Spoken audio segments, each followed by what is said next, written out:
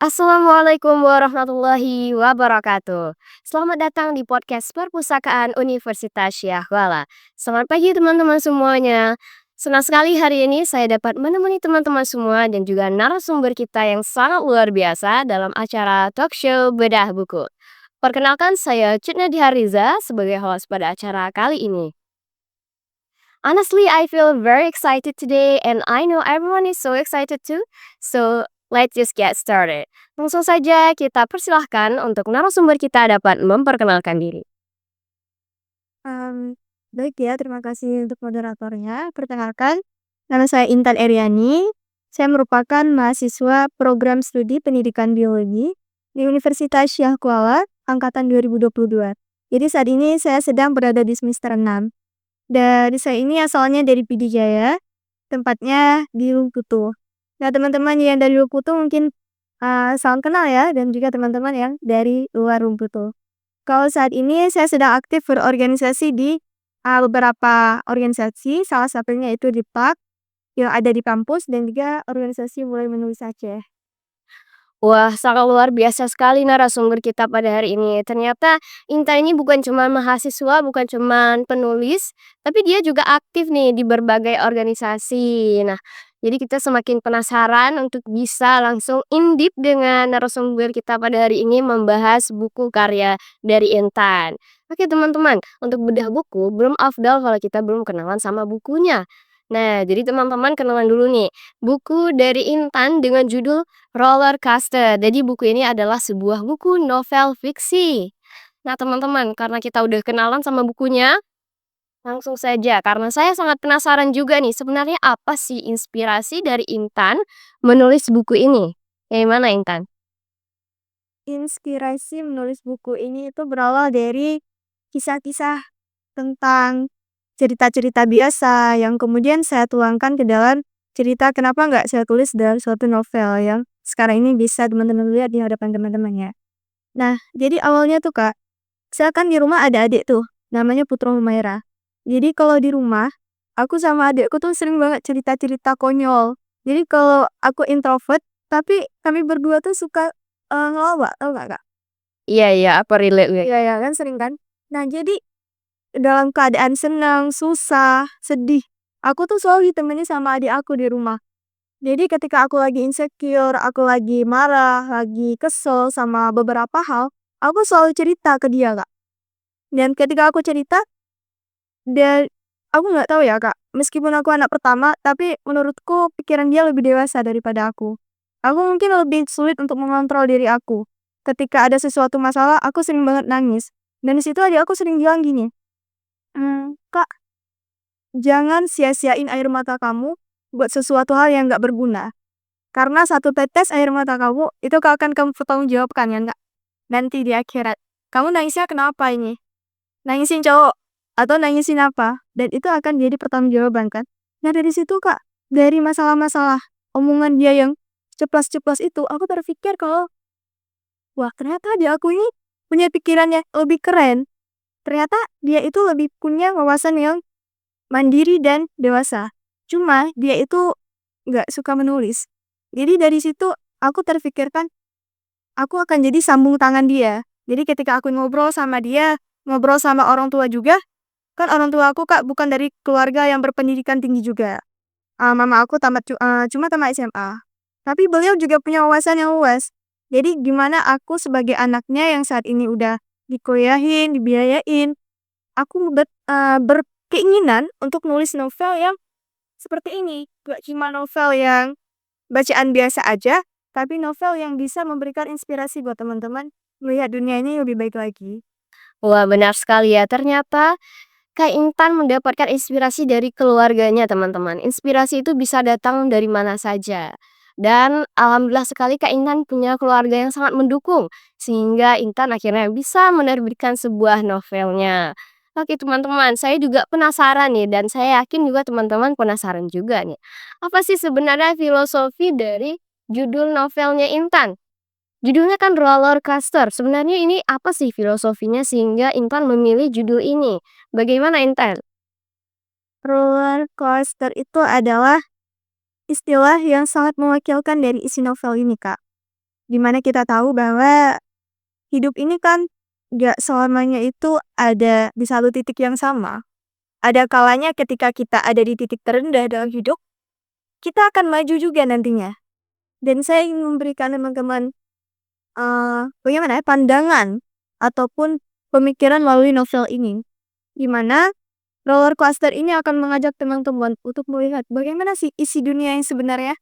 Dimana kalau biasanya tuh kita sering banget ya, apalagi kita mahasiswa, kita sering banget merasa kok banyak kali ya masalah, kok banyak kali ya ujian, banyak kali tugas gitu. Tapi sebenarnya kita itu sering banget bikin surprise buat diri kita sendiri. Kita kasih bisa kan ngelewatin itu semua walaupun ada tangisnya, ada sedihnya. Tapi ketika kita udah ngelewatin semua itu, tentunya ketika kita lebih selesai dalam suatu masalah itu kita merasa lebih lega dan merasa bahwa oh itu masalah kecil ternyata. Ternyata kita bisa kok ngelewatin masalah itu. Bahkan saya sering banget tuh dengar ceramah dari Ustadz Hadi Hidayat ya kak. Kalau kita pikirnya gini, masalah besar aja bisa kita laluin kemarin. Kenapa masalah kecil kita masih nangis gitu. Dan setiap masalah pasti akan ada jalan keluarnya kak. Iya, benar sekali Kak Intan, just trust the process ya. Karena hidup ini adalah proses teman-teman, sehingga makanya Kak Intan menginterpretasikan hidup dan cerita hidup di dalam novel itu sebagai roller coaster, menjadi judul dari novelnya. Nah teman-teman, judulnya sudah sangat menarik dengan filosofi yang juga tidak kalah menarik ya. Nah kira-kira apa nih sebenarnya tujuan awal dan tujuan Kak Intan sampai saat ini untuk menulis novel? Tujuan awalnya sebenarnya menulis novel ini cuman hobi aja kak. Hmm. Hobi sama jujur menulis novel ini udah mulai dari tamat SMA. Dulu saya SMA di Sukma Bangsa Gidi. Nah, di sana saya juga sering banget ikut kegiatan-kegiatan menulis. Cuman waktu SMA dulu, saya itu menulisnya sering di bagian non-fiksi. Salah satunya karya ilmiah, esai, dan alhamdulillah beberapa kali mendapatkan kemenangan. Namun di situ saya berpikir kenapa saya nggak terjun ke dunia yang lebih rileks lagi. Menulis ya dengan hobi dan nggak tertekan ya. Kalau menurut saya, kalau menulis esai itu sesuatu yang agak tertekan sedikit. Karena kita nggak bisa relax sama apa kita tulis. Dan pada saat itu selesai dari bangku SMA, saya mulai mencoba untuk menulis di buku diary ini. Menulis kegiatan saya, kemudian apa yang saya rasakan, misalnya hari ini saya sedih, ataupun senang, saya tulis semua di buku dan di note. Sampai sekarang masih ada di HP, Ra. Dan saya sering buka-buka itu, kemudian saya terpikirkan, ini kalau saya tulis di HP aja, siapa yang baca? Cuman buat saya sendiri dong, gak ada manfaatnya buat orang lain. Nah, jadi di situ akhirnya saya mulai menulis di laptop dan di tahun 2024 akhirnya alhamdulillah terwujudkan di novel ini. Jadi tujuannya ya sebenarnya awalnya buat diri sendiri, tapi akhirnya terpikir kenapa gak bisa bermanfaat buat orang lain juga. Wah keren sekali Kak Intan. Jadi tujuannya itu untuk agar ada kebermanfaatan nih buat teman-teman lain yang membaca novelnya nanti. Jadi Kak Intan nggak mau nih cuman nyimpan sendiri. Nah ini bisa banget buat jadi motivasi teman-teman semua dan saya juga sendiri untuk kalau misalnya ada sesuatu yang ingin diungkapkan, jangan cuman ditulis untuk diri sendiri, tapi bisa ditulis untuk orang lain, misalnya dengan menerbitkan novel, artikel, blog, nah, atau sesuatu yang semacam itu ya teman-teman. Oke, ini kita udah bahas banyak di luar dari novelnya, masih di cover novelnya, jadi sekarang kita bakalan langsung terjun ke dalam isi novelnya.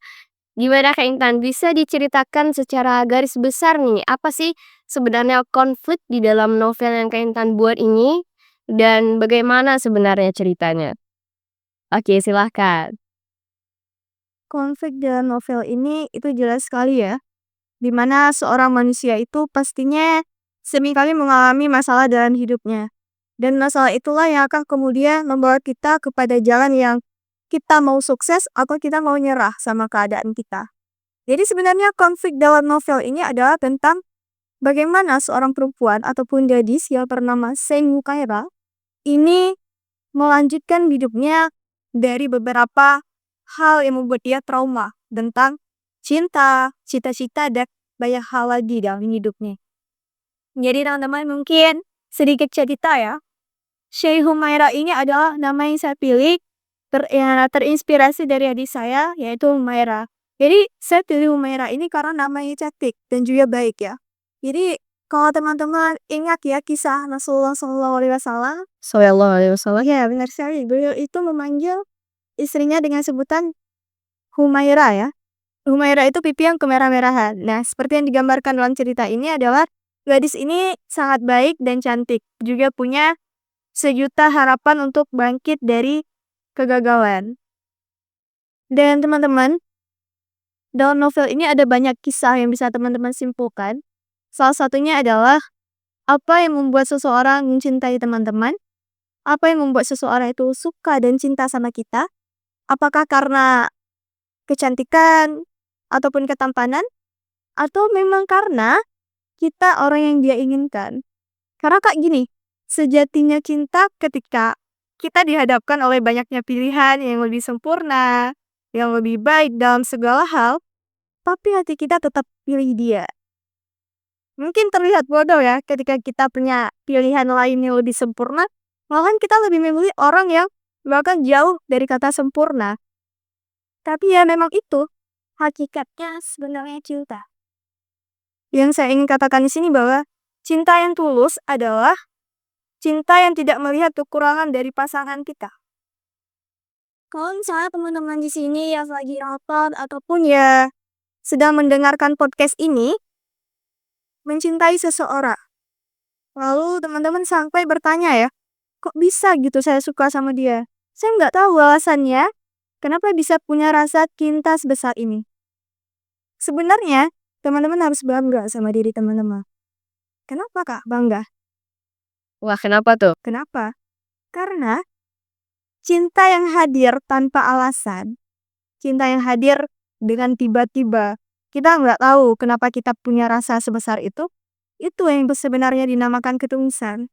Tapi kalau cinta yang hadir karena adanya alasan, misalnya nih kita suka sama seseorang karena dia cantik ya, karena dia pintar, ataupun karena apapun itu, artinya kita punya alasan untuk mencintai dia. Jadi logikanya gini, ketika suatu waktu, misal nih saya suka sama seseorang namanya, siapa ya? A lah maksudnya. Misalnya kita isi misalkan A.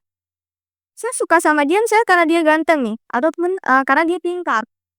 Ada satu waktu kita nggak tahu ya, ganteng, pintar itu bisa diambil kembali sama Tuhan. Misal suatu waktu dia kecelakaan, hilang gantengnya. Nah, apakah hilang juga cinta saya ke dia? Jadi gimana nih isi dari novel Intan yang sebenarnya itu menceritakan tentang apa saja dari awalnya? Kalau dari awal mungkin tidak akan kita spoiler ya. Wah, jangan di-spoiler. Kita dibaca lagi dong. Berarti ceritanya ini tentang apa saja nih? Ada tentang cita-cita sepertinya dari saya lihat di sinopsisnya. Kalau misalnya saya spoiler sedikit ya. Ya, Buat teman-teman yang mungkin lagi gagal masuk perkuliahan, ataupun gagal dalam beberapa pekerjaan, dan sebagainya, ini bakal relate banget teman-teman sama kehidupan teman-teman. Karena di awal ceritanya, itu teman-teman akan dihadapkan sama konflik dengan diri sendiri ya sebenarnya. Dimana manusia itu kadang-kali sering merasa kok, saya banyak banget musuh ya. Sebenarnya musuh yang sebenarnya dalam diri kita itu ada diri kita sendiri dong. Kalau orang lain itu cuma musuh biasa. Tapi diri kita sendiri, ego kita, nafsu kita, itulah musuh kita sebenarnya. Jadi itulah yang dirasakan oleh She. Dimana She ini punya cita-cita yang tinggi. Cita-citanya kita spell nggak kak? sepertinya enggak dulu sih. Ya nggak usah ya. Ya teman-teman makin penasaran ke Coach Point. Nah jadi dia punya cita-cita yang tinggi, tapi ya konfliknya adalah apa yang dia inginkan tidak sesuai seperti yang dia dapatkan.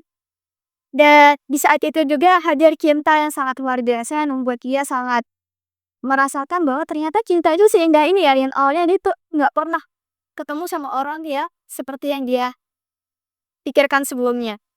Dan pada saat itu bla bla bla bla, kita nggak spoiler ya. Ya intinya adalah novel ini akan menceritakan kepada teman-teman bagaimana cinta yang tulus.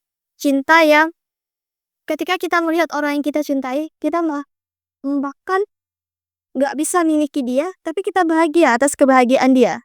Misal nih kak, Misalnya kita suka sama seseorang, kemudian kita menyimpan perasaan itu untuk diri kita sendiri. Tapi secara dia sedang bahagia dengan orang lain, kita juga ikut turut bahagia atas kebahagiaan dia. Jadi istilahnya ada benang merah di antara kita dengan orang yang kita cintai ketika kita punya cinta yang tulus. Dan begitu juga sebaliknya, Kak. Ketika orang yang kita cintai itu merasakan kesedihan ataupun dilukai oleh seseorang, kita juga merasakan kesedihan itu. Dan sebenarnya sampai situ, Kak, cinta yang tulus. Dan adik saya juga pernah bilang ke saya, mungkin kita semua pernah merasakan jatuh cinta ya. Dan tapi sebenarnya jatuh cinta itu bukan hal yang salah, Kak. Tapi bagaimana cinta itu bisa menjadi hal yang salah ketika kita sebagai manusia ini tidak tahu memandang cinta yang sebenarnya. Kadang kita sering kali ya, memandang cinta itu, orang kalau udah jatuh cinta, itu bakalan sibuk sama cinta doang. Tapi kalau menurut saya, jatuh cinta itu adalah hal yang paling membahagiakan. Karena seharusnya ketika kita jatuh cinta, kita akan lebih semangat untuk meraih apapun yang kita inginkan. Untuk apa? Karena kita ingin kesetaraan dengan orang yang kita cintai. Artinya adalah jatuh cintalah pada orang yang baik. Pada orang yang setara, artinya setara di sini bukan setara dalam hal materi aja. Menurut saya materi itu penting tapi bukan terlalu penting, Kak. Ada yang lebih penting dari materi adalah ketika kita punya pasangan yang sefrekuensi, yang mau mendukung kita untuk saling support. Wah, menarik sekali ya perspektif dari Intan ini untuk menulis novelnya. Karena saya sebenarnya quite opposite sedikit gitu. Tapi ternyata dari kita lihat perspektif Intan ini bisa menginterpretasikan isi dari novelnya. Jadi teman-teman jangan lupa untuk membaca novel dari Intan ini karena dari cerita yang sudah beliau sampaikan ya di sini di bedah buku ini sudah sangat-sangat menarik itu membuat penasaran. Nah, saya juga penasaran nih Intan, sebenarnya gimana sih perjalanan Intan sehingga bisa menghasilkan sebuah novel ini? Seperti yang udah aku jelasin tadi ya, Kak. Sebenarnya memang nggak ada niatan sebelumnya untuk menulis. Cuma sebagai hobi, ya iseng-iseng buat ngabisin waktu. Tapi seiring waktu, ada keinginan untuk menulis novel dari orang-orang terdekat yang mendukung. Salah satunya itu kemarin ada kakak tingkat di SMA dulu. Beliau ini mendukung saya untuk menulis novel ini. Nama beliau Kak Rizka ya, mungkin saya bisa sapa. Kak Rizka, terima kasih untuk infonya, insight luar biasa. Nah, beliau itu kemarin di tahun 2024 ngirim flyer ke saya. Dia bilang gini, "Dek, kakak dapat flyer dari Unsur Press nih. Mereka akan dibuat acara tahunan, yaitu program menerbitkan novel secara gratis untuk 15 novel terpilih." Jadi, saat itu, ya kebetulan sekali ya Kak, yang seperti saya ceritakan saya udah mulai nulis-nulis tuh, udah nyicil-nyicil dari tahun 2022. Cuman stuck-nya itu di tahun 2023 karena di situ udah banyak banget tugas dan udah merasa, "Alah, novel ini kok biasa-biasa aja," itu menurut saya kan pertamanya. Jadi ketika tahu itu makin semangat lagi nih, makin semangat buat bikin alur yang lebih konflik, yang lebih dramatis gitu, Kak. Dan pada saat itu alhamdulillah beberapa bulan kemudian muncul nama di Instagram Unsur Press, lulus di seleksi sebagai novelis terpilih. Dan pada saat itu alhamdulillah sekali sebagai anak muda yang belum pernah terjun ke dunia penulis novel, tapi akhirnya bisa jadi novelis. Pada saat itu kami yang 15 orang ini dibimbing oleh Bu Winarti untuk melakukan pelatihan menulis novel.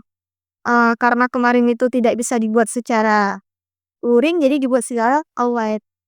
Dan pada saat itu, setelah semuanya selesai, novel ini editornya Bu Winarti sendiri. Beliau ini dosen di Pendidikan Bahasa dan Sastra Indonesia di Unsur Press, dan beliau juga editor di Unsur Press. Dan teman-teman, di saat itu saya juga sangat terharu ya, bisa terpilih menjadi novelis yang diterbitkan secara gratis.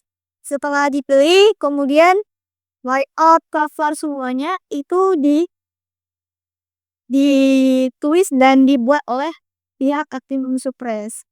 Setelah itu, novel selesai dikirim ke Perpustakaan Nasional untuk mendapatkan ISBN.